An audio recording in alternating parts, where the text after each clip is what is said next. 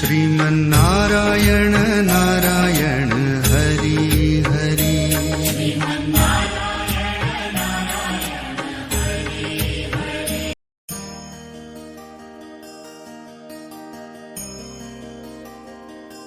भगवान बद्रीनाथ का अलौकिक मंदिर हिमालय पर्वत की श्रेणी में अलकनंदा नदी के तट पे 3133 मीटर की ऊंचाई पे स्थित है।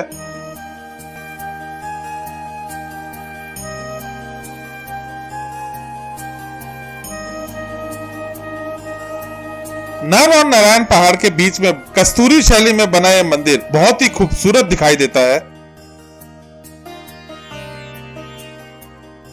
मुख्य रूप से यहाँ भगवान विष्णु की पूजा की जाती है।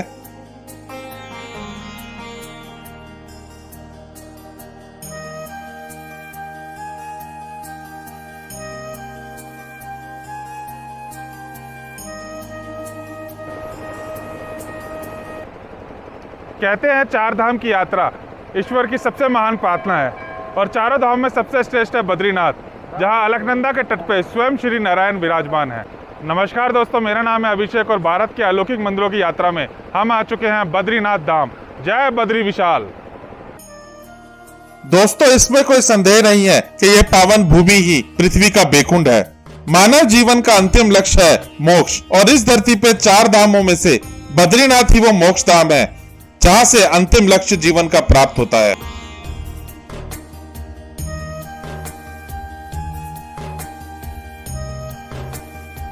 इसके बाद कुछ नहीं है। अन्य क्षेत्रे कृतम पापम तीर्थ क्षेत्रे विनश्यति, तीर्थ क्षेत्रे कृतम पापम भजितव्यो भविष्यति। सारी दुनिया का पाप धोने के लिए आदमी यहाँ आता है। या भी गड़बड़ कर दे तो कहीं नहीं जाएगा उस दुनिया में।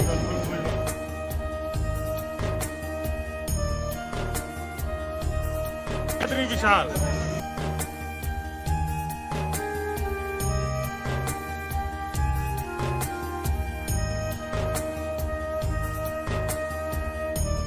घटागढ़ बोलते हैं इनको। इस क्षेत्र के मालिक यही हैं। अच्छा, यहाँ नर और नारायण का अवतार लिया। अच्छा। राक्षसों का वध करने के लिए भगवान को यहाँ खुद तपस्या करनी पड़ी और फिर नर नारायण का अवतार होता है।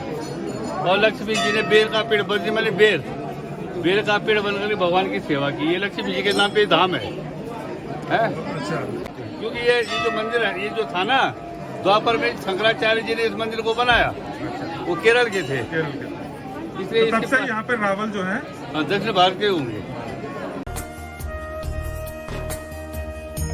और दोस्तों, ऐसी पावन भूमि के खोज के लिए हमेशा से ही संसार आदि गुरु शंकराचार्य का ऋणी रहेगा। भगवान आदि शंकराचार्य को खुद भगवान विष्णु ने दर्शन दिए और कहा कि नारायण कुंड में मेरी मूर्ति स्थापित करें।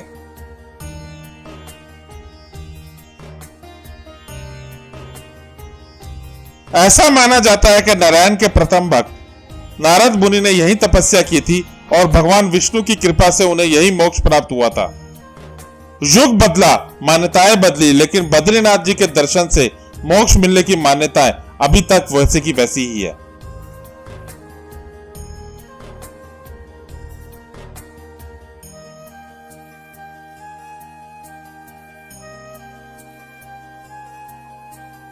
जय हो बद्री विशाल की।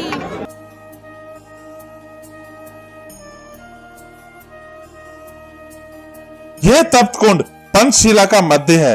यहाँ पे गर्म पानी का कुंड है और दोस्तों, ऐसा माना जाता है कि गर्म पानी खुद भगवान नारायण के चरणों से आता है।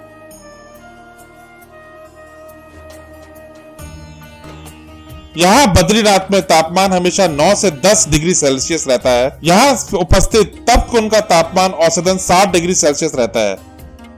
दोस्तों, ये अपने आप में एक बहुत बड़ा चमत्कार है। जो मंदिर चारों ओर से बर्फ की ढकी पहाड़ियों से घिरा हो, जहाँ जल का पानी भी जम जाता हो, वहाँ इस तप्त कुंड में इतना गर्म पानी कैसे रहता है?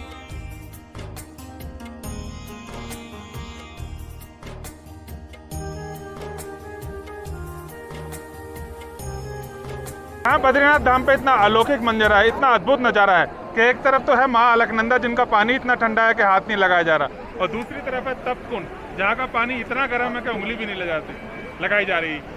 जय हो बद्री विशाल की। भगवान नारायण को हमेशा से यहाँ तुलसी की माला या हिमालय की फूल की माला चलती है।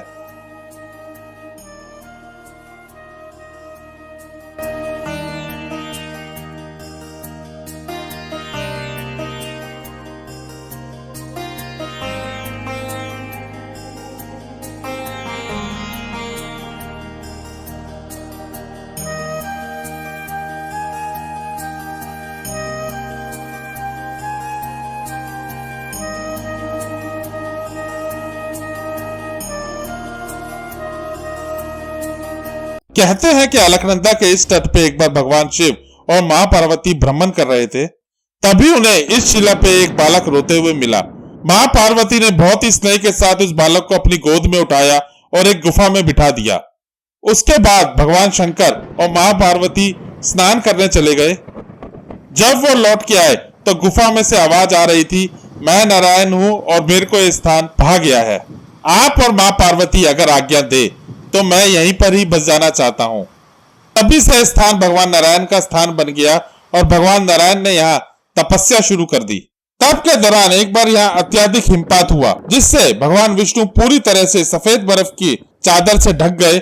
यह देख देवी लक्ष्मी बहुत परेशान हुई। तब देवी लक्ष्मी भगवान विष्णु के पास आई और एक बेर यानी बद्री के पेड़ में बदल गई। उसके बाद उन्होंने सारी बर्फबारी को अपने ऊपर सह लिया, जिससे भगवान विष्णु को कोई तकलीफ ना हो। इसी प्रकार कई वर्षों तक देवी लक्ष्मी ने धूप वर्ष हिम की तप करते हुए भगवान विष्णु की रक्षा करी। जब भगवान विष्णु का तप समाप्त हुआ तो उन्होंने देखा कि देवी लक्ष्मी बर्फ से ढकी हुई है। भगवान विष्णु ने तब लक्ष्मी जी से कहा कि जितना तप मैंने यहाँ किया है उतना ही आपने भी यहाँ किया है, और आज से इस स्थान पर मेरे साथ आपकी भी पूजा होगी। और आपने बद्री का रूप लेकर मेरा बचाव किया है, इसलिए आज से इस स्थान का नाम बद्रीनाथ होगा। मतलब आप बद्री और मैं आपका नाथ, इसलिए इस मंदिर का नाम दोस्तों बद्रीनाथ पड़ा।